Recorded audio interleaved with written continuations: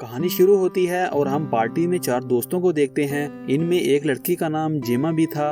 उन्होंने हमेशा साथ रहने और एक दूसरे की कंपनी से लुत्फअंदोज होने का अहद किया और खूब मस्ती करेंगे। इनका दूसरा दोस्त आता है और उन्हें ड्रग्स देता है और पार्टी शुरू हो जाती है। एक लड़का इनकी तस्वीर उठा रहा है जो इस दौरान एक मेज पर रखी हुई थी। उसका नाम फिलिक्स था। वो दरअसल जीमा को पसंद करता है लेकिन उसे कभी नहीं बता सका। इसी दौरान फिलिक्स का दोस्त आता है और उसे जीमा को बताने को कहता है कि वो इससे बहुत मोहब्बत करता है और उससे शादी करना चाहता है, लेकिन फिलिक्स काफी डर गया और उसने ऐसा करने से इनकार कर दिया। बाद में फिलिक्स का दोस्त उसे ड्रग देता है। वो नशे में धुत होकर जीमा के पास जाता है और उससे कहता है मैं तुम्हें पसंद करता हूँ। बाद में वो कहती है मैं आपके बारे में इस तरह नहीं सोचती, तुम अच्छे लड़के हो और तुम्हें अच्छी लड़की मिल जाएगी। ये सुनकर फिलिक्स अपने दिल को बहुत तकलीफ देता है और वहाँ से चला जाता है। बाद में ये सब ट्रूथ और डेयर का खेल खेलते हैं। ट्रूथ चूज करने के बाद सच बोलना और डेयर चूज करने के बाद काम करना। बाद में जीमा की दोस्त बोतल घुमाती है जो फिलिक्स पर रुक जाती है। वो उसे ट्रूथ या डेयर चूज करने का कहती है और फिलिक्स ट्रूथ को चूज करता है। बाद में वो पूछती है कि अगर तुम्हें पूरा दिन किसी लड़की के साथ गुजारने का मौका मिले तो तुम किसको चूज करोगे। बाद में वो उसे कागज का एक टुकड़ा देती है। उससे कहती है कि उसे इस लड़की पर रखो जिसे तुम चुनना चाहते हो। फिलिक्स जाता है और कागज का टुकड़ा बाद में जीमा पर रखता है। ये देखकर जीमा के दोस्त को ये पसंद नहीं आता, वो गुस्से में आ जाता है।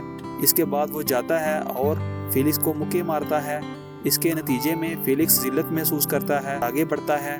कई सालों के बाद जीमा और उसके चंद दोस्त एक पार्टी के लिए जाते हुए नजर आते हैं। ये फिलिक्स की सालगिरह की तकरीब थी जिसमें उसने इन सबको इनवाइट किया था। बाद में इसके तमाम दोस्त वहां पहुंच जाते हैं और वो एक दूसरे को काफी अरसे के बाद देखकर खुश हो जाते हैं। इधर उधर देखते हैं तो कोई नहीं मिलता। बाद में आवाज लगाते हैं लेकिन वहाँ कोई नहीं आता। इसी दौरान कार में एक बूढ़ा आदमी आता है और उन्हें इतला देता है कि फिलिक्स अपने पुराने घर में आप सबका इंतजार कर रहा है जो कुछ फासले पर वाक़या है। मैं आप सबको अपनी गाड़ी में वहाँ छोड़ देता हूँ। जीमा के दोस्त ने इनकार कर दिया और कहा कि नहीं थैंक्स। वो भला आखिर पैदल चलकर फिलिक्स के पुराने घर पहुंचते हैं। वहाँ फिलिक्स के भाई से मिलते हैं और वो सब अंदर दाखिल होते हैं। वो ये देखकर हैरान रह जाते हैं कि घर में पार्टी जैसी कोई चीज नहीं है। बाद में फिलिक्स का भाई आता है और उन्हें बताता है कि फिलिक्स वहाँ नहीं है। फिलिक्स एक काम के लिए शहर के लिए गया है। वो आना चाहता था लेकिन वो उस काम की वजह से नहीं आ सका। मुझे अफसोस है कि मैंने आपको इसके बारे में नहीं बताया। ये कहकर वो उन्हें शराब पेश करता है। चौंका देने वाली बात ये थी कि ना कोई बस स्टेशन था, ना कोई थाना, ना कोई पुलिस स्टेशन जहां वो ठहरे थे। जीमा के दोस्त ने इसके भाई से पूछा कि आप क्या करते हो। बताता है कि मैं आर्मी में हूं और इन दिनों छुट्टी पर हूं। वो सब वहां नशे में थे सवाई जीमा और उसकी दोस्त जेनी के। फिलिक्स का दोस्त कहता है चलो गुब्बारे से खेलते हैं और फिलिक्स का भाई कहता है कि मेरे पास इससे कुछ बेहतर है और वो ट्रूथ एंड डेयर खेलते हैं। और फिलिक्स का भाई बोतल को घुमाता है और ये जेनी पर रुक जाती है। उसने डेयर का इंतखाब किया और इससे जीमा को गले लगाने को कहा गया और उसने उसे कंप्लीट किया। बाद में वो दोबारा बोतल घुमाता है जो जीमा पर रुक जाती है और वो ट्रूथ का इंतखाब करती है, जिस पर इसके दोस्त ने पूछा कि क्या तुम मुझसे शादी करोगी और उसने इनकार कर दिया। बाद में फिलिक्स का भाई इस बोतल को घुमाता है जो इस पर रुक जाती है और वो ट्रूथ का इंतखाब करता है। फिलिक्स शहर से बाहर नहीं गया लेकिन उसने हकीकत में अपनी जान ले ली है, लेकिन कोई भी इस पर यकीन नहीं करता और उसे मजाक ना करने को कहते हैं। वो कहता है कि मैं मजाक नहीं कर रहा, उसने इस घर में फांसी ले ली थी। अपने आप को मारना हमारी फैमिली में शर्म की अलामत समझा जाता है, इसलिए हमने उसे राज में रखा कि फिलिक्स ने खुद को मारा है। फिलिक्स के दोस्त ने पूछा कि अगर फिलिक्स ने खुद को मारा था तो आपने हमें क्यों बुलाया। फिलिक्स के भाई का कहना है कि मैं हकीकत जानना चाहता हूँ कि उस रात क्या हुआ था जब तुम सब ट्रूथ एंड डेयर खेल रहे थे। 2 साल पहले इस पार्टी में कुछ हुआ था। ये कहकर वो कागज का एक टुकड़ा निकालता है और पूछता है कि ये कागज फिलिक्स को किसने दिया था। ये कागज उसकी जेब से मिला था और इसमें मेरे भाई के लिए इंतहाई गैर अखलाकी जुबान इस्तेमाल की गई है, इसलिए उसने जान ले ली। और ये भी लिखा है कि ट्रूथ एंड डेयर का खेल बेसूद है। इस सुनकर जीमा का दोस्त कहता है मुझे कुछ समझ नहीं आ रहा, मैं जा रहा हूँ। फिलिक्स का भाई उसका रास्ता रोकता है और कहता है तुम कहीं नहीं जा सकते। ये कहने के बाद वो हमला करके उसे मार डालता है। बाद में जेनी ने फिलिक्स के भाई पर एक बोतल से हमला किया और वो उसे थप्पड़ मारता है और वो नीचे गिर जाती है। बाद में उसकी तरफ बंदूक उठाने के बाद कहता है कहीं नहीं जा सकती। उसने जीमा के दोस्त की टांग पर गोली मार दी और पुलिस को कॉल करना शुरू कर दी। ये देखकर वो अपनी बंदूक से उसके हाथ पर गोली मारता है और वो जख्मी हो जाता है। वो फिलिक्स के दोस्त के अलावा सबको कुर्सियों से बांध देता है और उनसे ट्रूथ एंड डेयर खेलता है। वो बोतल को एक बार फिर घुमाता है और जब ये जिमा तक पहुंचती है तो वो ट्रूथ का इंतखाब करती है। वो उससे पूछता है कि आपके मुताबिक वो ख़त फिलिक्स को किसने दिया था जिसमें गैर अखलाकी ज़ुबान थी। वो कहती है मैं नहीं जानती और उसे थप्पड़ मारता है और दोबारा पूछता है। वो उसे अपनी बेहतरीन दोस्त का नाम बताती है जिसने जिमा को शादी के लिए पूछा था।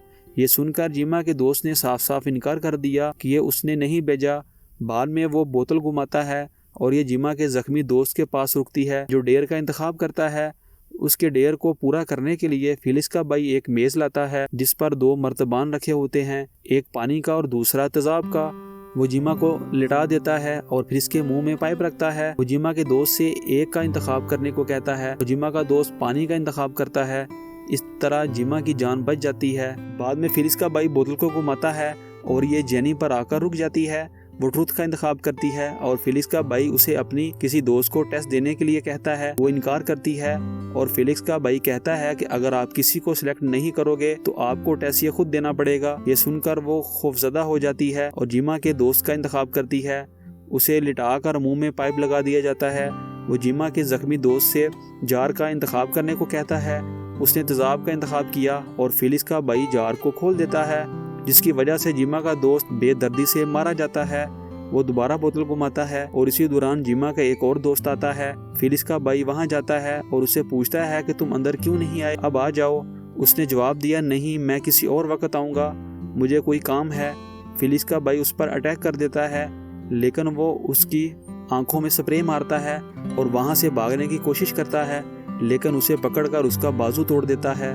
बाद में बंदूक से 3 गोलियां डालने के बाद वो उसे घुमाकर फिलिक्स के दोस्त को देता है और कहता है मुझे यकीन नहीं है कि गोली कब चलेगी और तुम एक बार मुझ पर और बाद में फिलिक्स के साथी पर फायर करोगे। बाद में उसने बंदूक जिमा के दोस्त की तरफ की और उसे गोली मार देता है और बदकिस्मती से उसे गोली लगी और वो मर गया और वो काफी घबरा चुका था। ये देखकर वो इस पर हंसता है। दूसरी तरफ जिमा अपने हाथ खोलती है और भाग जाती है। वो उस घर में आई जहाँ वो पहले ठहरे थे। वो वहाँ मदद के लिए पुकारती है और लेकिन वहाँ कोई नहीं था। ऊपर जाकर वो देखती है कि फिलिक्स जिंदा है। वो अपने बेड पर था क्योंकि वो मफलूज हो गया था और सिर्फ अपनी आंखें और उंगलियां ही हिला सकता था। वो कहती है कि तुम इस सब से बहुत लुत्फ़अंदोज़ हो रहे होगे। वो देख रहा था कि इसका भाई उन्हें कहाँ मारता है क्योंकि वहाँ कैमरे नस्ब थे। फिलिक्स ये सब देख रहा था।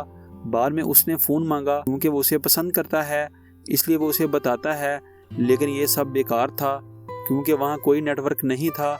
जिमा इस सब की वजह से परेशान हो जाती है।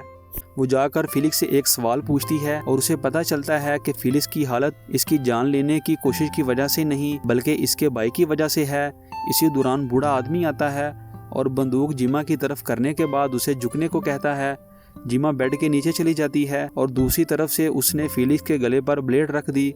जिमा इस बूढ़े से कहती है कि क्या तुम इस बंदूक को एक तरफ नहीं रखते, मैं फिलिक्स का गला काट दूंगी। ये सुनकर उसने बंदूक एक तरफ रख दी और वहां से चला जाता है। बाद में बंदूक पकड़ने के बाद जिमा जाने लगती है लेकिन बूढ़ा आदमी आता है और उस पर अटैक कर देता है। इस सब के दौरान बंदूक चलती है और वो मर जाता है। इसी दौरान फिलिक्स का भाई आता है और घर में जिमा को तलाश करना शुरू कर देता है। दूसरी तरफ जेनी अपना हाथ खोलती है और ड्रग्स मांगती है। जब फिलिक्स का दोस्त उसे देता है तो वो उसकी उंगली काटकर हाथ से अलग कर देती है। बाद में वो उसे मारता है लेकिन उसके हाथ खुले होने की वजह से वो उसे दूर धकेल देती है। वो अपने पाँव से बोतल के ऊपर ट्रिप करने के बाद अपनी मौत के मुंह में चला जाता है। बाद में जिनी खुद को और जिमा के दोस्त को आजाद कर लेती है। जब वो बंदूक उठाती है तो उधर फिलिक्स का भाई आ जाता है और उसके भाई को गोली मार देती है लेकिन एक भी गोली उसे नहीं लगती और वो बच जाता है। जिमा को मारने के बाद वो फिलिक्स को पुराने घर में ले आया जहां जेनी और उसके दोस्त थे। फिलिक्स का भाई बाद में वापस आया और जेनी और उसके दोस्त को आजाद पाता है। जेनी ने उसे बंदूक से मारा और गोली उसके बाजू में लगी और नीचे गिर गया। जब जेनी उसे गोली मारने के लिए उसके पास पहुंची तो उसने जेनी के बाजू पर चाकू से वार किया और जेनी का निशाना छूट गया।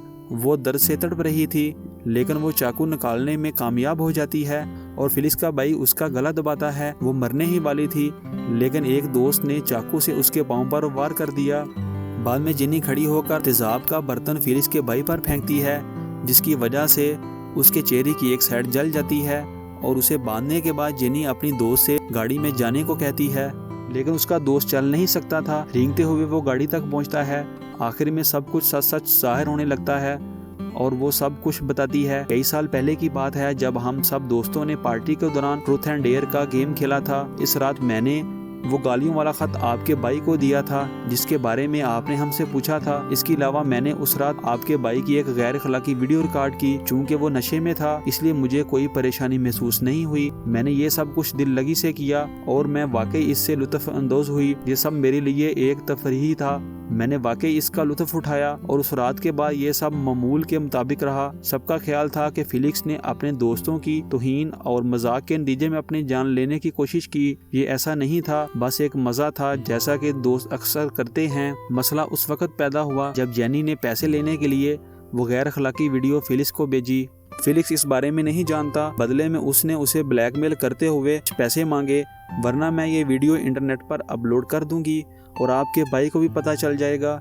इस वजह से फिलिक्स ने अपनी जान लेने की कोशिश की। क्योंकि वो एक अमीर और मारूफ खानदान से तल्लुक़ रखता था, वो नहीं चाहता कि इसके भाई को इसकी खबर हो। वो अपने भाई से काफ़ी खौफज़दा था और नहीं चाहता था कि दूसरे इसके बारे में नेगेटिव राय रखें। इन मुश्किलात के दरमियान भी उसका भाई उससे नाराज़ हो जाता है, जैसे कि उसने उनकी फैमिली की साख को बदनाम किया है।